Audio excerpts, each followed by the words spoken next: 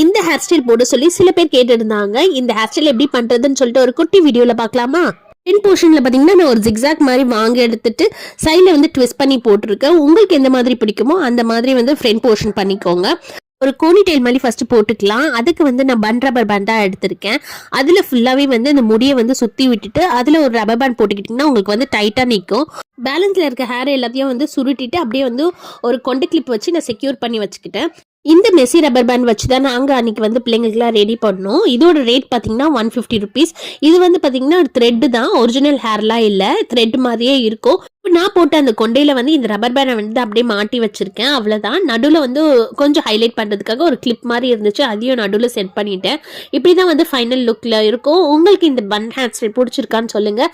Messi பன் rubber band பார்த்தீங்கன்னா 150 rupees. உங்களுக்கு யாருக்காவது வேணும்னா வந்து எனக்கு மறக்காமல் டிஎம் பண்ணுங்கள். இது சின்ன பிள்ளை மட்டும் இல்லாமல் பெரியவங்க கூட இந்த மாதிரி வைக்கலாம்.